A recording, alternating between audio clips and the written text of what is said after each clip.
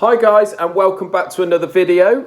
I've been asked recently, and when I say recently, I mean in the last sort of year, maybe 2 years, am I worried? Obviously our business revolves around the internal combustion engine. I've had several people ask me, which to be honest I haven't really thought of before, am I worried about electric cars and the future of electric cars, and obviously the fading out of the internal combustion engine? I suppose that includes classic cars, performance cars, everyday cars, vans. I suppose subconsciously, when I've actually think about it, and definitely in the last year I have been thinking about it as more and more people have asked me, I suppose that is one reason that I have moved our business away from the general repairs of the everyday garage work and the general engine reconditioning, and I've moved onto the classic and the performance stuff. Subconsciously I have been slightly worried about that. And definitely the last couple of years, because as I say, we only bought the business sort of 5.5 years ago, although we worked there for years.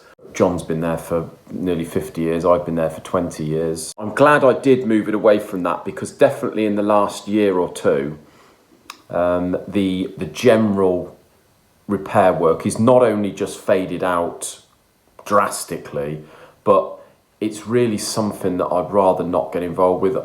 I know, you all love these warranty videos. Some people have commented that I maybe do too much warranty videos, and they're a little bit suspect of my business because the last few videos are to do with warranties. But if you actually watch the videos, very little ends up being down to us. I don't want our channel to be one of these that's just shows you all the good things, puts on a front that's not really realistic. I want to show you the ins and outs of the business, the good things, the bad things, and the everyday sort of quibbles and the customer side of it and the financial side of it. I want you to see it all really as a business. I think that's very important. Yeah, I'm really glad, as I say, over the last couple of years that we have moved over to that, because if you notice on these warranty videos, a lot of them, bar the one, the Cosworth one, a lot of them are the everyday sort of diesel engines, and they are just more and more troublesome now because of everything that's around the engine rather than the actual engine itself. They're very, very troublesome, and I just want to be involved with them less and less.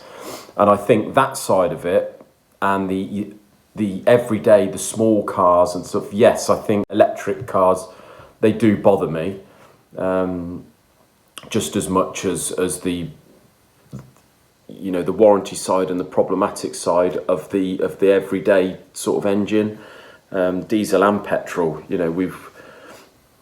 You can name every manufacturer, and in our game we've heard of some horror stories to do with one of their engines. Yes, that side of it bothers me, and if we were still doing that side, then it would worry me, definitely in the next 10 years. I know the government are talking about this 2030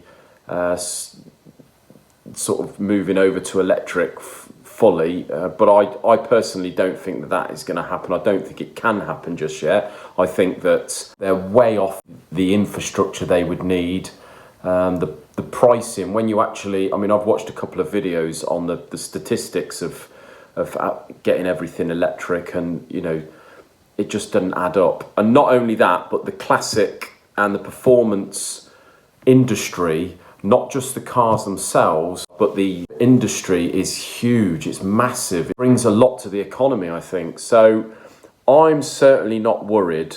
And now we are doing the majority of our work is the classic and the performance stuff. I'm not worried at all. Definitely for the next sort of 10, 15 years, I would say there's still so much work. Whether it's just our business or anyone that's sort of specialising in this sort of stuff, but our business seems to be thriving. I mean, the last couple of years, it really has come on leaps and bounds. But that could be to do with our reputation, or that could be to do with COVID or Brexit. I don't know. It's one of them. But yeah, I definitely think it's come on leaps and bounds. I mean, I as I say, I do these warranty videos, but we have worked so hard to get a reputation that we've got, and everything we produce is, we put as much as we can put into it. It's 100% or nothing for us. So, as I say, these videos that I put out, the warranty side, a lot of you like them. I mean, I've had a lot of comments and people, local people, saying that they've watched the videos and they absolutely love them and they're surprised by what's happening. But, there is bigger shock to me, and in real life, it's horrifying for me, because I don't want, whether it's our fault or not, I want everything to go smoothly from start to finish for the customer and for ourselves. For the customer, even these guys that come back to us and it is nothing to do with us, deep down, I don't want it to go that way. I want it to go smoothly for them, because they are spending a lot of money, although sometimes it is their own fault. Some people have to borrow money to do the job and all this. And at least at the end of it, I want it to go all smoothly, so the thing is back to normal and they can just forget about it. But when they get problems and it starts costing them more money, yeah, I do feel for them. And as I say, it just puts a whole dampener on the sort of project. When it goes like that, whether we are to blame or not, or whether that we've had a fallout with them or not, and prime example is that Cosworth that we've built 3 or 4 times of a good friend and customer of ours. It's as upsetting as for me as it is for the customer, and that's why we helped him out, because although none of it was our fault, he's going to go away at the end of it and be disappointed, and everything in that project in the past is going to be a sort of awful thought of them, and I don't want that. I want them to sort of have a nice experience and think of Barham Engines as, someone that's helped and got them where they wanted to go. Yeah, the electric car side of it, as I say, and definitely on the classic and the performance side, way too big of a scene, way too big of a business, and I'm really not worried, definitely for the next 10 or 15 years.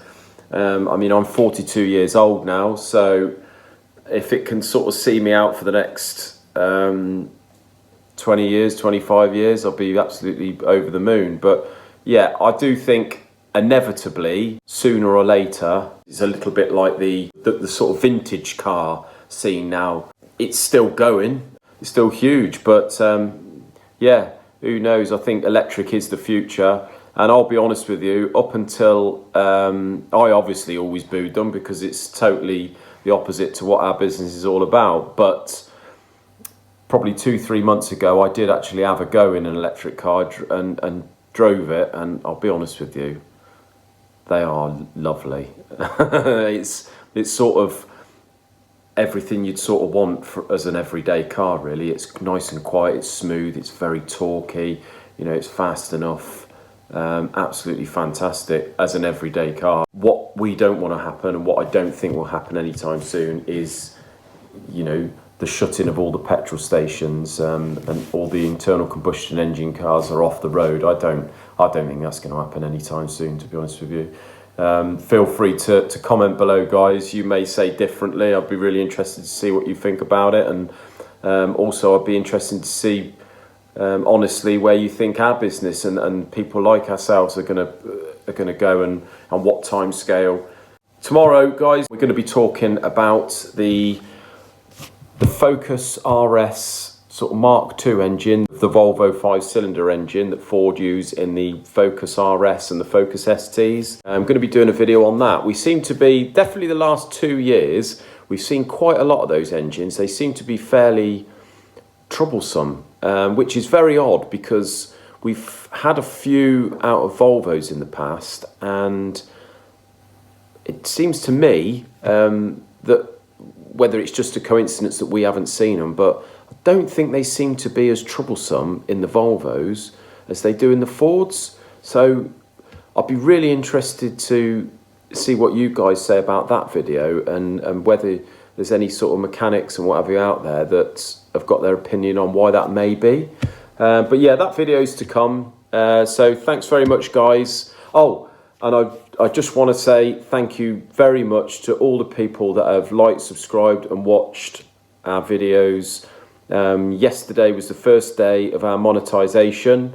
Not that we're in it for the money at all, if there is going to be any, but it's just been an aim of mine to get monetized, get those statistics in the 12 months that we had to. As I say, we're a fairly new channel. Got a lot of thanking to Chops Garage for helping us and bringing some of you subscribers over to us. Really hope you're enjoying it. Slightly different to what James does. James is absolutely fantastic at what he does. Love every one of his videos. But yeah, big thanks to him, and thanks to all you guys. So yeah, until next time, remember, like, subscribe if you haven't, guys. Just press that button and help us out, and hit the notification bell, and we'll see you in another video. Thanks a lot, guys. Bye.